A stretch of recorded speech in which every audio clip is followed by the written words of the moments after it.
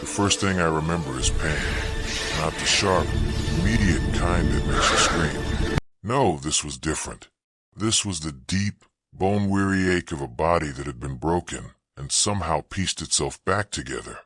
My head throbbed with each heartbeat, a steady drum of agony behind my eyes. I opened them slowly, afraid of what I might see.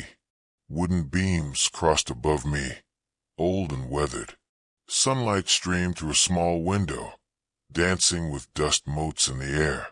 The room smelled of lavender and bread, simple and clean. I tried to sit up, and every muscle in my body screamed in protest. "Don't move too quickly." The voice was soft, cautious. I turned my head.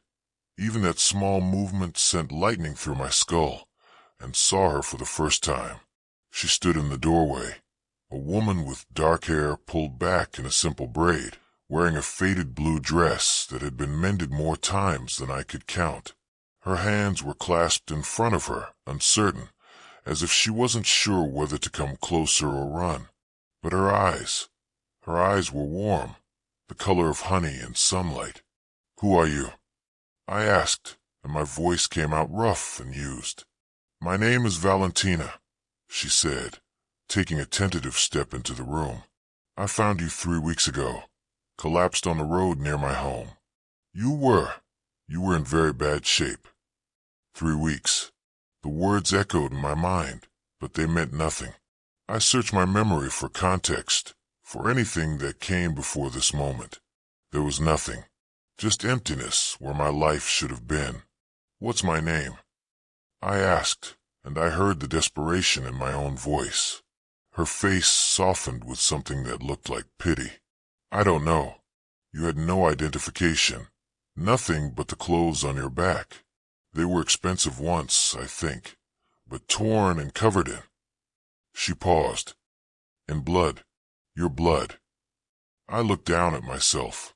I was wearing simple cotton clothes that didn't fit quite right. Too short in the arms, too loose in the waist. Not mine, clearly. My hands were bandaged, and when I flexed my fingers, I felt a pull of healing wounds. "The doctor said you were lucky to be alive," Valentina continued, moving closer now. "You had a severe head injury, broken ribs, cuts and bruises everywhere.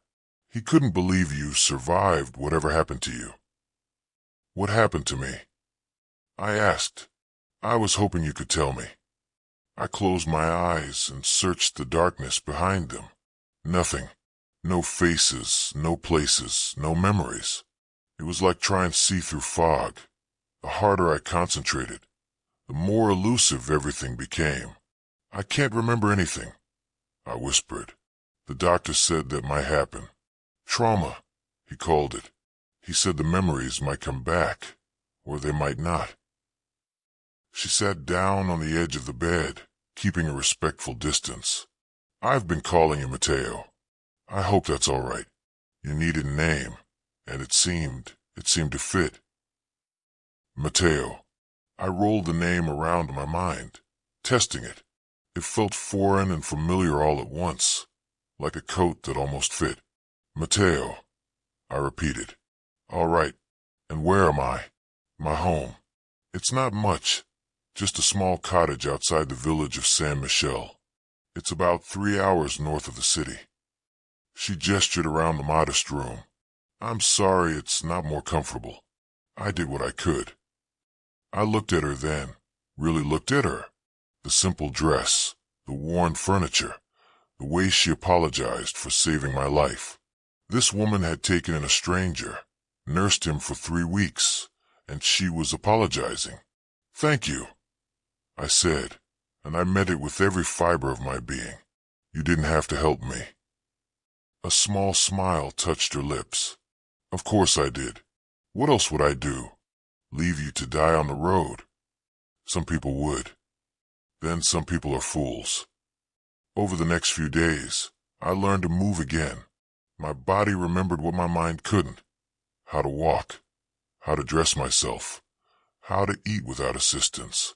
Valentina was patient, always nearby but never hovering, giving me space to find my footing in this strange new world. Her home was tiny, just 2 rooms really. The main room served as kitchen, dining area, and workspace, while the small bedroom where I'd woken up was usually hers. She'd been sleeping on a thin pallet in the main room since I arrived, though she insisted it was no trouble. I watched her work during those first days. She was a seamstress, taking in mending and alterations from the village. Her fingers moved with practiced precision over fabric, stitching and repairing with an efficiency born of necessity. People came to her door with torn shirts, frayed hems, buttons that needed replacing. She charged so little it made my chest tight, though I couldn't explain why. "You're too cheap," I said one afternoon, watching her carefully count out a handful of coins a customer had paid. She looked up, surprised. "What? That dress you just altered.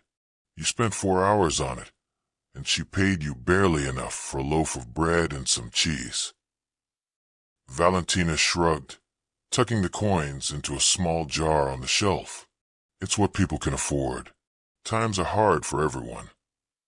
But you have skill, real skill. You should charge what you're worth." She smiled at me, that warm, honey-eyed smile that was becoming familiar. "How would you know what I'm worth? You've been awake less than a week." I didn't have an answer for that, but something inside me, some instinct I couldn't name, knew that she was undervaluing herself, knew that she was working herself to exhaustion for pennies when she deserved so much more. "Let me help," I said. "Help. Mateo, you can barely walk across the room without getting dizzy. I'm getting stronger every day, and I need to do something. I can't just sit here watching you work yourself to death." She studied me for a long moment, and I wondered what she saw. A stranger in borrowed clothes, with a face she'd never seen before 3 weeks ago, asking to be part of her life. "All right," she said finally. "You can help with deliveries once you're stronger. Some of my customers live on the other side of the village, and my feet aren't what they used to be." It wasn't much, but it was a start, a purpose in this purposeless existence. That night, as I lay in her small bed staring at the ceiling, I tried again to remember. Who was I? Where did I come from? Why had I been bleeding on a road outside a village I'd never heard of? The questions circled endlessly, but no answers came. Just darkness and the faint scent of lavender from Valentina's sheets. 2 months passed, and slowly and possibly, I began to build a life. My body healed faster than expected. The doctor, an elderly man named Giuseppe, who visited once a week, said he'd never seen anyone recover so quickly from such extensive injuries. The headaches faded, the dizziness passed, and soon I was strong enough to do more than just deliver Valentina's mending. I found work where I could. The village of San Michel was small, maybe 300 people, the kind of place where everyone knew everyone and strangers were rare. At first, people were wary of me, the man with no past, no family, no history. But Valentina vouched for me, and slowly, doors began to open. I helped old Paolo repair his barn. I worked in the vineyards during harvest. I fixed Maria's broken cart wheel and reorganized the general store's inventory system when the owner complained he couldn't find anything. That last one was strange. I'd walked into the cramped, cluttered store and immediately seen the problem. The system was inefficient, illogical. Without thinking, I'd sketched out a new layout, a better way to organize the stock that would reduce waste and increase turnover. The owner, Bruno, had stared at me like I'd performed magic. "Where'd you learn to do that?" he'd asked. I had no answer. I just knew.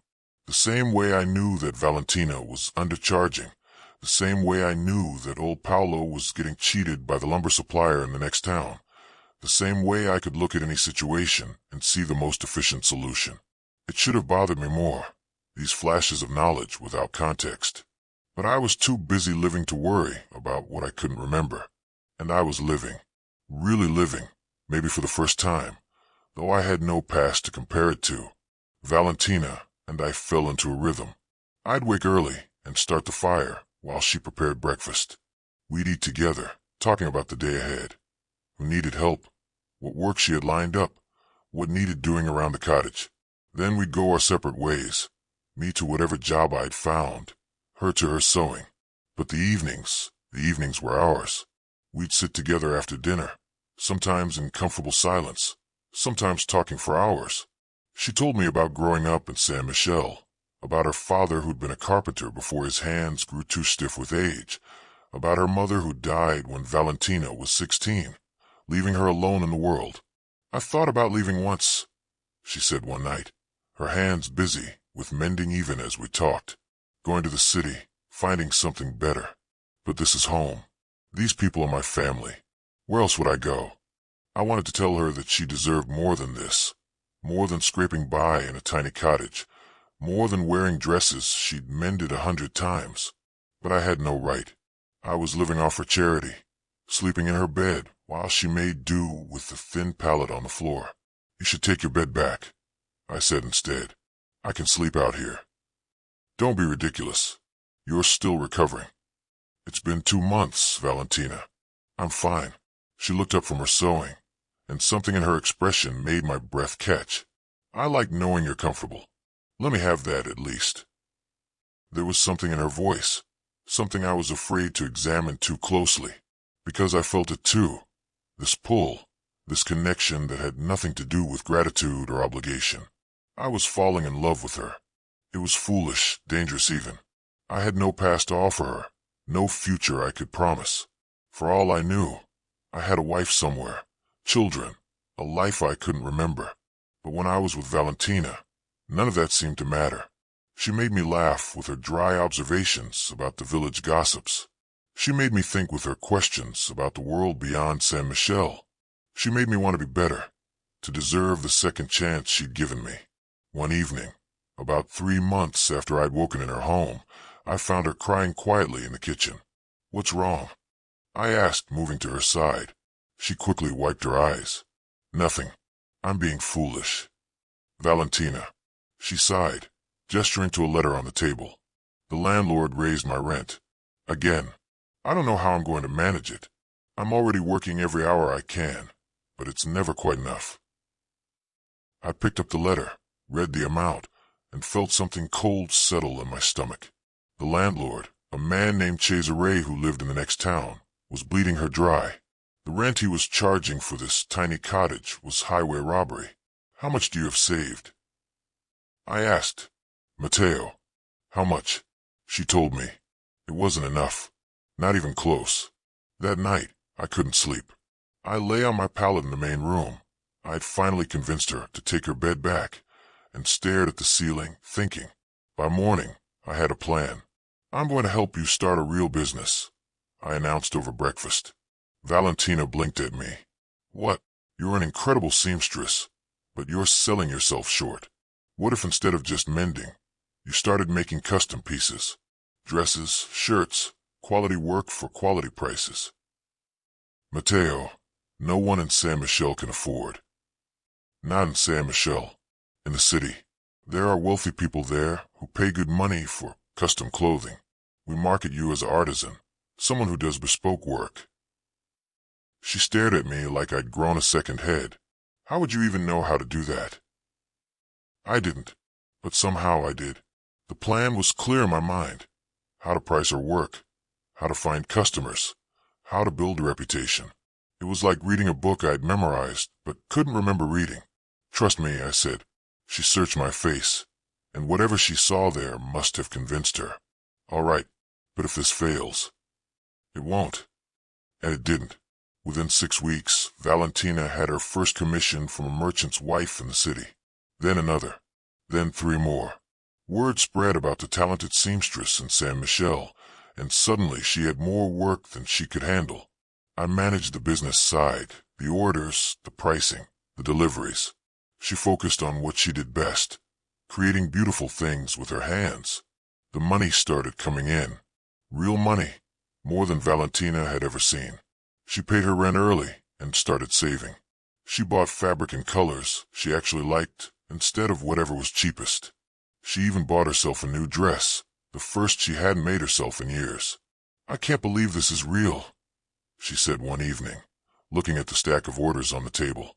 "You earned it," I told her. "I just helped you see what you were worth." She looked at me then, and there was something in her eyes that made my heart race. "You did more than that, Mateo. You gave me hope." I'd forgotten what that felt like. I crossed the small room, unable to stay away any longer. "Valentina." "Don't," she whispered, but she didn't move away.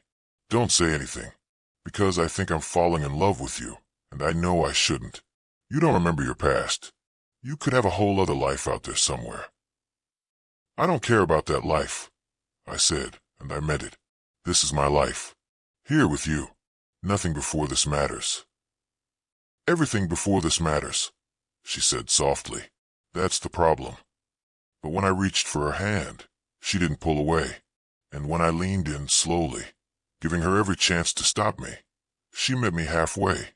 The kiss was gentle, tentative, like we were both afraid we might break something precious. But it was also right, so completely right, that I wondered how I'd survive this long without it. When we finally pulled apart, Valentina was smiling through tears. "This is a terrible idea," she said. "Probably the worst. We barely know each other. I know everything that matters." She laughed, that beautiful sound I'd come to treasure. "You don't even know your own last name." "Then we'll make one up. Mateo. Rinaldi. How's that?" "Terrible, but I suppose it'll do." We kissed again, longer this time, and I felt something click into place. This was home. This woman, this cottage, this simple life. This was where I belonged. If only I'd known how wrong I was. 6 months. That's how long my new life lasted before my old one came crashing back. It was a Saturday, market day in San Michel. Valentina and I had walked to the village square together, her arm linked through mine, laughing about something I can't even remember now. She was glowing, happy in a way I'd never seen her before. We just signed the papers on a small shop in the city where she could work and sell her pieces. Life was good. Life was perfect. I should have known it couldn't last. We were browsing the produce stalls when I felt it, that prickling sensation on the back of my neck, the instinct that says you're being watched. I turned, scanning the crowd, and that's when I saw him, a man in an expensive suit, completely out of place among the farmers and villagers. He was staring at me with an expression of absolute shock, like he'd seen a ghost. And then he smiled. It was the coldest thing I'd ever seen. "Valentina," I said quietly, "I need you to go to Bruno's store and wait for me there." She heard something in my voice, because she didn't argue. She just squeezed my arm and slipped away into the crowd. The man approached slowly, deliberately, like a predator stalking prey. He was younger than me, maybe late 20s, with sharp features and calculating eyes. "Uncle Mateo," he said, and his voice was smooth as silk and just as dangerous. "I have to admit, I didn't believe it when my men reported seeing you. We were so sure you were dead." "Uncle," the word hit me like a physical blow. "I think you have me confused with someone else," I said carefully. He laughed, and there was genuine amusement in it. "Oh, this is rich. This is absolutely perfect. You really don't remember, do you? The great Matteo Marchetti, head of the Marchetti family, one of the most feared men in the region, and you have no idea who you are." Marchetti. The name resonated in my skull like a bell, and suddenly I was drowning. Flashes, images, memories that weren't memories, or maybe they were. I couldn't tell anymore. A boardroom filled with men in expensive suits, all watching me with fear and respect. A gun in my hand, cold and heavy. Blood on my white shirt, but not my blood. A vault filled with more money than most people saw in a lifetime. The fear in people's eyes when they heard my name. "No," I whispered, but the memories kept coming. A young man, this man, standing beside me. My nephew, my protege. "You're getting soft, Uncle. Weak. It's time for new blood to lead the family." The meeting in the warehouse. For men I trusted, turning on me at a signal. The first bullet catching me in the shoulder. The second missing my head by inches. Falling. Darkness. the certainty that I was going to die. I staggered, and he caught my arm, still smiling that terrible smile. "There it is," he said. "I can see it in your eyes. You're starting to remember, aren't you? How you built an empire through blood and fear. How you controlled everything from the docks to the judges. How you were ruthless, brilliant, and absolutely merciless." "Dante," I said, and the name came from somewhere deep in my recovered memories. "Your name is Dante." "Very good, Uncle. Yes, I'm Dante Marchetti. Or rather, I was Dante Marchetti. Now I'm simply Dante, head of what used to be your family. After you so conveniently disappeared, someone had to take charge. The business was too valuable to let fall apart. You tried to kill me. I succeeded, or so I thought, for bullets at close range, dumped in the river. You should have been fish food. But here you are, alive and well and playing house in this pathetic little village." He looked around with barely concealed contempt. "What happened to you, Uncle? You used to command armies. Now you're what, a handyman? A delivery boy?" The memories were clearer now, sharper. I remembered who I'd been, what I'd been. I'd been a monster. Extortion, smuggling, violence. I'd built my empire on the suffering of others, justified it as business, as necessary. I remembered the people who'd crossed me, what I'd done to them. I remember giving orders that ended lives, ruined families, destroyed futures. And I remembered liking it. The power, the control, the fear in people's eyes when they heard the Marchetti name. I wanted to be sick. "I see you are having a crisis of conscience," Dante said, watching me with that cold smile. "How touching. But let me be clear about something, Uncle. I didn't come here to kill you, though I probably should. I came to offer you a choice." "What choice?" "Walk away. Disappear again, permanently this time. Leave this little fantasy life you've built and never come back. Do that, and I'll let you live. I'll even let your seamstress friend live, though she's cute. Maybe I'll visit her sometime, for old time's sake." The threat was subtle but clear. Rage flooded through me, hot and familiar.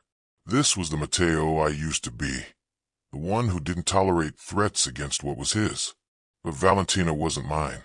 She was good, pure, everything I wasn't. And I'd brought danger to her door simply by existing. Or, I asked.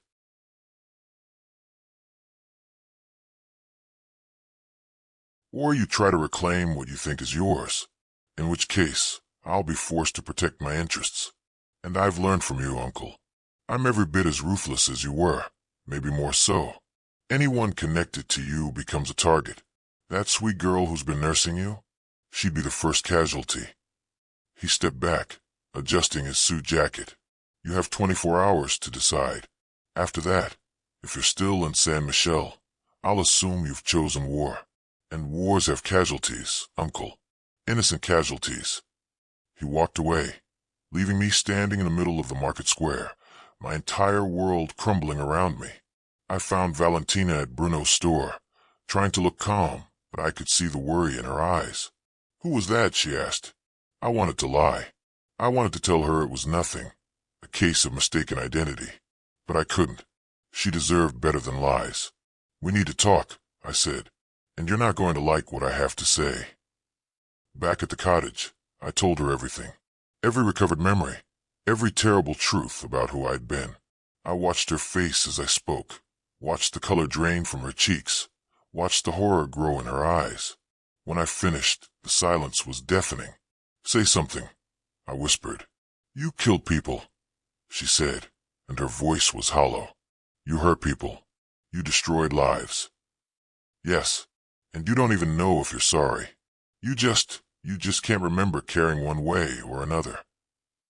It was the truth, and it cut deeper than any blade. I didn't know if the old Mateo would have felt remorse. I suspected he wouldn't have.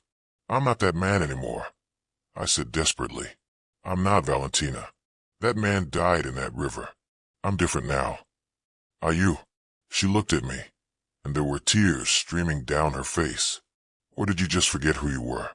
If you remembered everything tomorrow, would you go back to being him?" "No, never. You can't promise that. You don't even know who you really are. She was right. How could I promise anything when I didn't understand myself? He's given me 24 hours to leave, I said. If I don't, he'll hurt you to get to me. He'll destroy everything we've built. I have to go, Valentina. I have to protect you. And go where? Back to your old life. I don't know. Away. Somewhere he can't use you against me. She stood up, pacing the small room. So that's it. You just leave. After everything. What choice do I have? If I stay, I put you in danger. If I go back to who I was, I become the monster I'm trying to escape. There's no good answer here. There's always a choice, Matteo. Or should I call you Marchetti? The name sounded wrong in her voice, corrupted by the weight of my past. I'm still the same person who's been living here with you, I said. The same person who fell in love with you. Are you? Because I don't know who that person is anymore, and I don't think you do either. She grabbed her shawl and headed for the door. Where are you going? I asked. I need to think, and I need to do it away from you. She left, and I sat alone in the cottage we turned into a home, surrounded by all the small touches of the life we'd built together. Her sewing basket, the new curtains she'd made, the shelf I'd built to display her finished pieces. I had 24 hours to choose between two impossible options: abandon everything and run, or reclaim my empire and become the monster I used to be. I didn't sleep that night. I couldn't. I just sat and thought about the man I'd been and the man I'd become. By morning, I'd made my decision, but I didn't know if I'd survive it. Valentina came back at dawn. She looked exhausted, like she hadn't slept either. I'm not leaving you, she said before I could speak. I thought about it all night, walked halfway to the next village and back, and I realized something. You're right. You're not the same man who did those terrible things. That man is dead. But the man you are now, he's good. He's kind. He helped me build a better life without asking for anything in return. And I love him. I love you, Matteo, whatever your last name really is. Relief and terror flooded through me in equal measure. Valentina, you don't understand what he'll do. I understand perfectly. He'll try to hurt me to control you. He'll use me as leverage to make you do what he wants. But here's the thing. He's already won if you run. And he wins if you go back to being what you were. So we need a third option. There's no third option. There's always a third option. You taught me that. She sat down beside me, taking my hand. You said you used to run an empire, right? That you were powerful, feared, connected? Yes, but then take it back. Not to become that man again, but to protect us. To protect this life. You said Dante is using your empire now, doing terrible things with it. So take it away from him, dismantle it, or change it into something better. I stared at her. You're asking me to go back into that world. I'm asking you to finish what Dante started when he tried to kill you. He wanted you dead because you were changing, becoming softer. He said it himself yesterday. You were getting weak. Maybe that wasn't weakness, Matteo. Maybe that was growth. Maybe you were becoming the man you were supposed to be, and he stopped you. It was insane, dangerous, exactly the kind of thinking that could get us both killed. It was also the only real option we had. If I do this, I said slowly, I'll have to become him again, at least temporarily. I'll have to be ruthless, calculating. Everything I've been trying to escape. Can you live with that? Can you live with running for the rest of your life? Always looking over your shoulder, knowing I'm in danger because of you? She had a point. Even if I take everything back from Dante, there will be others. The kind of life I led. You don't just walk away from it. There will always be enemies, always be threats. Then we deal with them, together. She squeezed my hand. I'm not naive, Matteo. I know this won't be easy, but I'd rather fight beside you than watch you walk away. I pulled her close, holding her tight, wondering if this was the last time I'd get to hold her like this, because what I was about to do would either save us or destroy us. There was no middle ground. All right, I said, but I'd do this my way. And if at any point I tell you to run, you run. Promise me. Matteo. Promise me, Valentina. She pulled back, looking into my eyes. I promise. But you have to promise me something too. What? That you'll come back to me. Not the old Mateo, but the man you are now. Promise me he won't get lost in all of this. I wanted to promise, but I wasn't sure I could keep that promise. I'll try, I said. That's all I can give you. Then that will have to be enough. The first call I made was to a number I shouldn't have remembered but did. My old consigliere, a man named Antonio who'd served my family for 30 years. The phone rang 4 times before he answered. This is a dead man's number, he said cautiously. Maybe I'm calling from hell, Antonio. There was a long pause. Then, Dio mio. Mateo, is it really you? It's really me. We thought you were dead. Dante said. He said there was an accident that you'd... Dante lied. He tried to kill me, Antonio. Him and 4 of our own men. Put 4 bullets in me and dumped me in the river. Another pause, longer this time. I could almost hear Antonio's mind working, recalculating loyalties and allegiances. Where have you been? He asked finally. Recovering, learning who I used to be, and now I'm coming home. Mateo, if Dante finds out you're alive.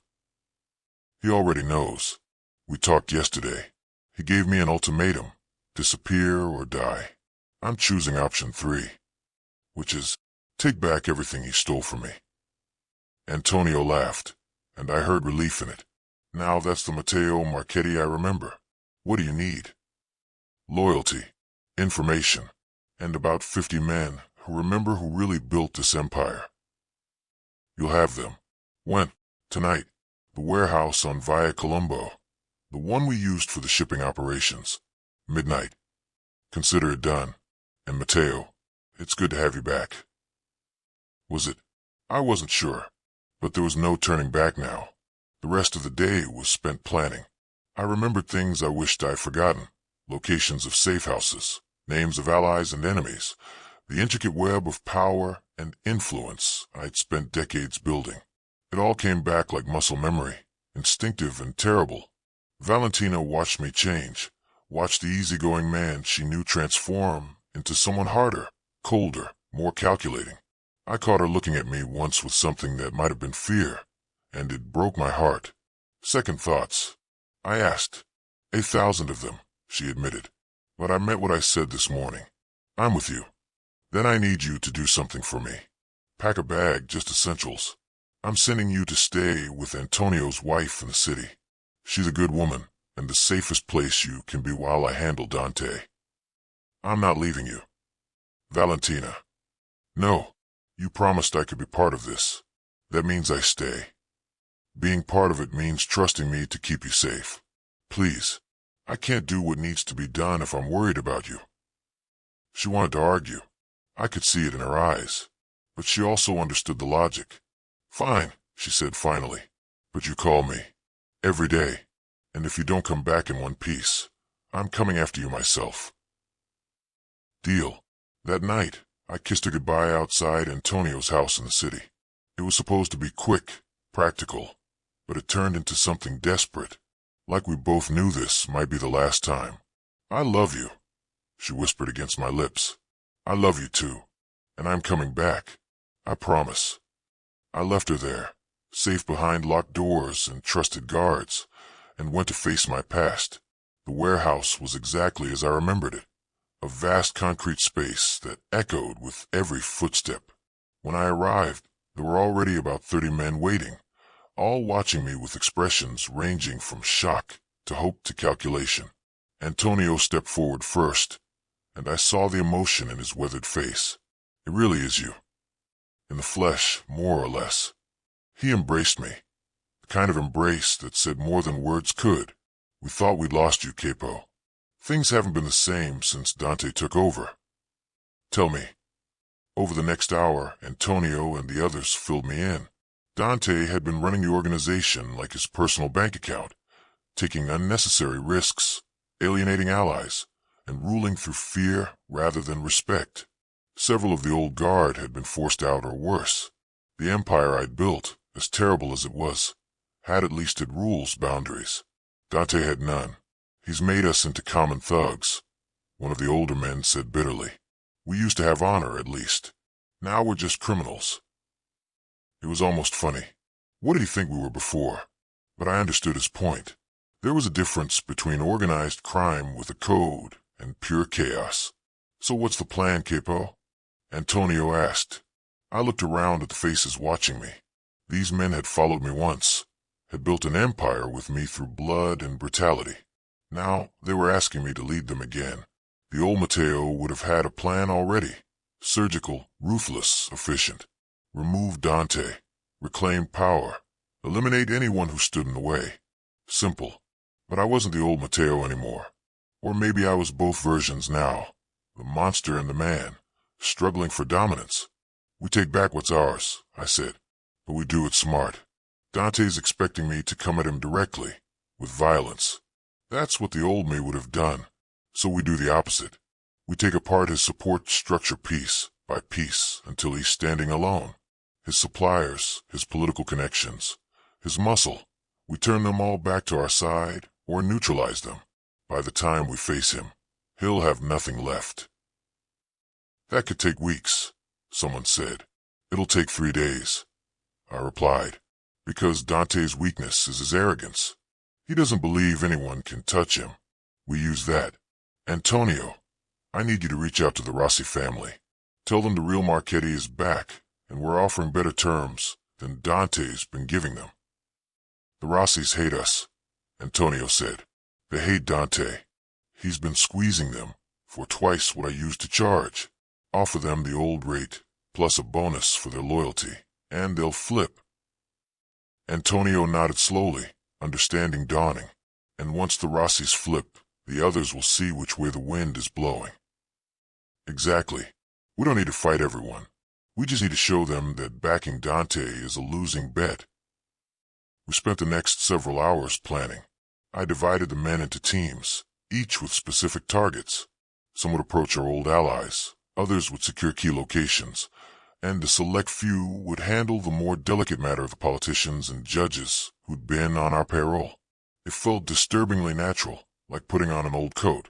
I knew exactly what to say, how to position each move, where Dante would be vulnerable. Part of me was horrified at how easily it all came back. But another part, the part that had kept me alive in a world of monsters, was grimly satisfied. The operation began at dawn. Antonio secured the Rossis by lunch. 2 other families followed by dinner. By the end of the first day, Dante had lost control of the docks and 3 of his main distribution channels. I called Valentina that night as promised. "How are you?" she asked, and I could hear the worry in her voice. "I'm fine. It's going according to plan." "And you? The real you, is he still there?" I looked at my hands, remembering how I'd spent the day dismantling a man's empire with nothing but words and strategy. How natural it had felt. How easy. "I'm still here," I said, hoping it was true. "I'm coming back to you, Valentina. I promise. I'm holding you to that." Day 2 was messy, eh? 2 of Dante's lieutenants refused to flip, so I had to make an example. I didn't kill them. The new me couldn't stomach that. But I made it clear that continued loyalty to Dante would end badly for them. They saw reason, but it cost me something. I saw the fear in their eyes. Fear I'd put there, and I remembered why I'd hated who I was. This was power, yes, but it was power built on making people afraid. By the end of day 2, Dante controlled maybe 1/3 of what he'd started with, and he knew it. My sources told me he was panicking, making desperate calls, trying to shore up support that was evaporating like morning dew. On day 3, I made my move. I sent Dante a message. Meet me at the old Marchetti estate, family home I hadn't set foot in for over 6 months. Just the 2 of us. No weapons, no backup. We'd settle this the old-fashioned way. He agreed, probably because he thought he could kill me and reclaim everything he'd lost. Arrogance, just like I had predicted. The estate was exactly as I remembered it. A sprawling villa on the coast, beautiful and cold, built with blood money and filled with ghosts. I arrived first, walking through rooms I'd once called home, but that now felt like a museum of someone else's life. Dante arrived 30 minutes later, and I could see the strain on his face. 3 days of losing everything he'd stolen had aged him. "Uncle," he said, and his voice was tight, "I underestimated you. I thought 6 months playing farmer had made you soft.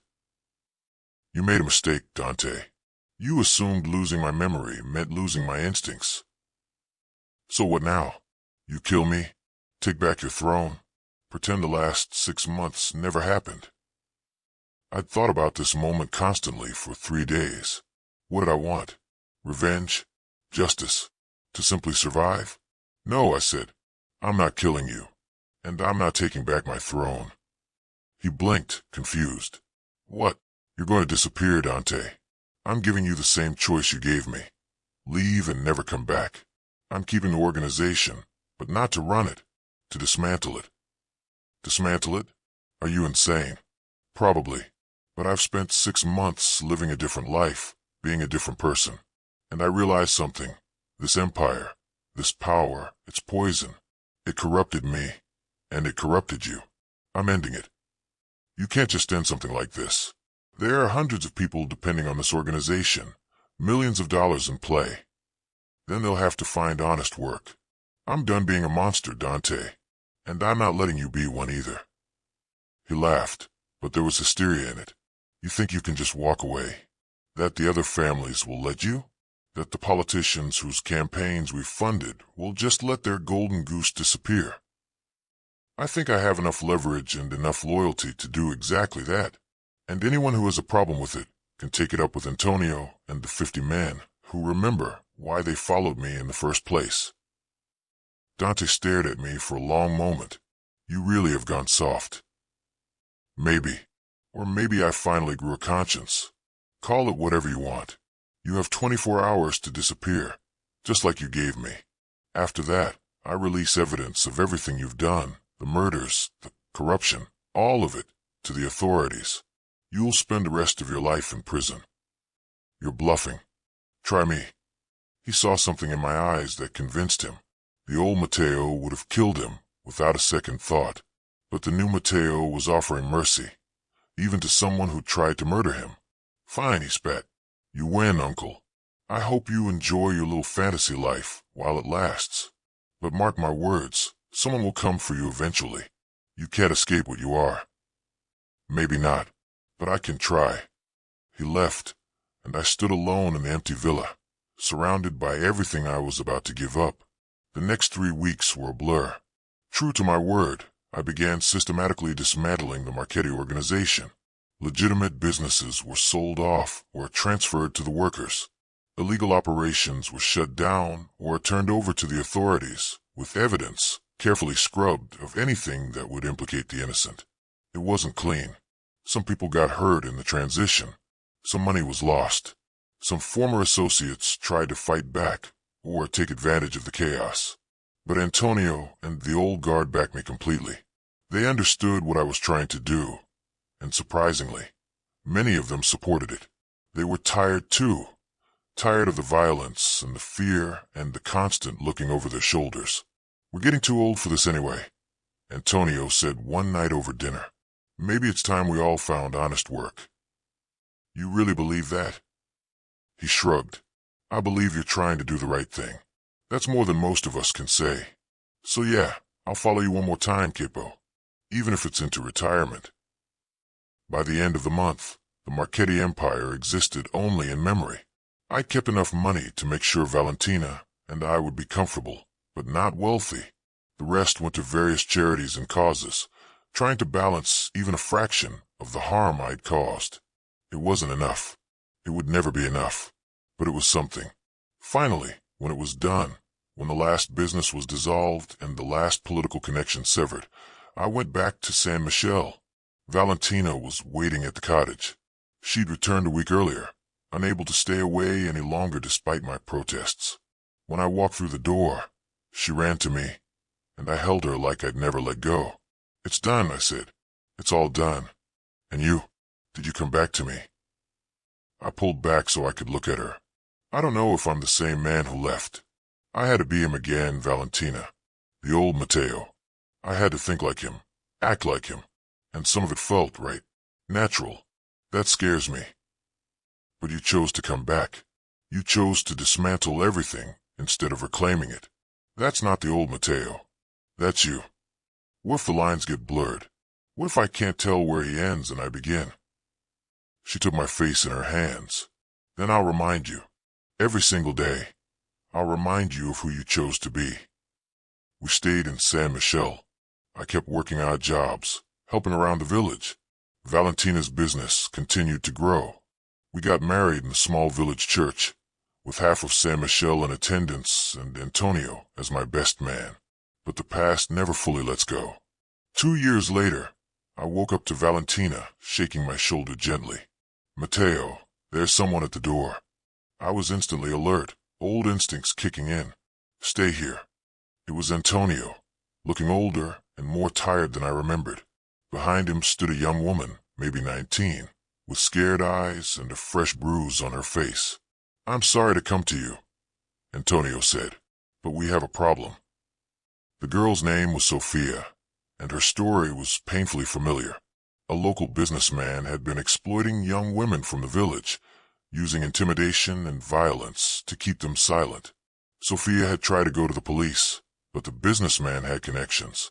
No one will help us, Sophia said, tears streaming down her face. He's too powerful. He said if I tell anyone else, he'll hurt my family. I looked at Antonio, understanding why he'd come. You want me to handle it? I know what you're trying to be now, Antonio said. I respect it, but sometimes the world needs a little of the old Mateo. Just a touch, enough to remind certain people that there are consequences. I should have said no. I should have told them to find another way, to keep trying the legal route. That's what the new Mateo would do. But I looked at Sophia's scared face and remembered all the people I'd hurt, all the damage I'd done. Maybe this was a chance to use what I was for something good. Give me 3 days, I said. Valentina found me later, packing a bag. You're going back, she said, and there was no accusation in her voice, just resignation. Not back. Forward. There's a difference. Is there? Mateo, once you start down this road. I know. Believe me, I know. But that girl needs help, and I have the skills to help her. What kind of man would I be if I turned my back? The kind who's trying to leave his past behind. Or the kind who's learned to use his past for something better than building empires. She studied my face for a long moment. 3 days, you said? 3 days. And you'll come back? Always. She kissed me, soft and sad. I trust you. But Mateo, be careful. Because every time you go back, even a little bit, you risk losing yourself. Then you'll just have to keep reminding me who I am. I took care of the situation. I won't detail exactly how. Some things are better left unsaid. But let's just say the businessman decided that exploiting vulnerable women was no longer a profitable venture. He left town within 48 hours and never came back. Sophia and the other women were safe, and I came home to Valentina, just like I promised. But she was right. Every time I dipped back into that world, even for good reasons, it became a little easier. The line between the old Mateo and the new one blurred a little more. Over the next few years, it happened again, and again. A corrupt official, a violent criminal the police couldn't touch, a group terrorizing the immigrant workers in the next town. Each time, Antonio or someone else would come to my door, and each time, I'd tell myself this was the last time, but it never was. Valentina never stopped me. She understood that I was trying to balance the scales, to use what I'd been for something good. I saw the worry in her eyes grow with each departure. You're walking a tightrope, she said one night, lying beside me in our bed. And eventually everyone falls. I'm being careful. That's not what I mean. I mean that you're dividing yourself between two identities, and sooner or later, you'll have to choose which one you really are. I can be both. The man who lives here with you, and the man who helps when no one else can. Can you? Or are you just telling yourself that because it's easier than admitting you miss it, the power, the fear, the respect? Her words hit harder than I wanted to admit. Did I miss it? Sometimes, when I was dealing with these situations, I felt that old rush, that sense of absolute control. It was seductive, dangerous. I love you, I said, because I didn't have a better answer.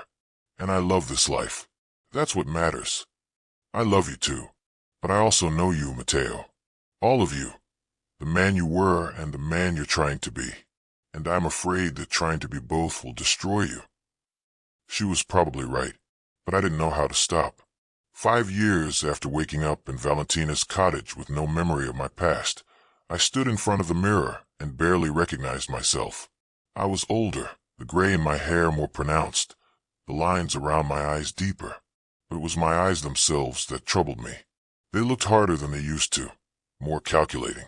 The eyes of Matteo Marchetti, not the man Valentina had found on the road. Who am I? I asked my reflection. The answer should have been simple, but it wasn't. I was a man who'd built an empire on suffering and nearly died for it. I was a man who'd been given a second chance and built a simple, honest life. I was a man who'd fallen in love with a woman who saw the best in me. But I was also a man who couldn't fully escape his past, who still used the skills of a monster to protect the innocent. I was all of these things and none of them. Behind me, I heard Valentina enter the room. She wrapped her arms around my waist, resting her head against my back. "Still here?" she asked softly. "Still here," I confirmed. "Good, because I need you to fix the roof tomorrow. Very domestic, very boring, very much the life we chose." I smiled, turning to face her. No mysterious visitors asking for help? Not today. Today you're just Matteo Rinaldi, handyman and husband. Can you live with that? Could I?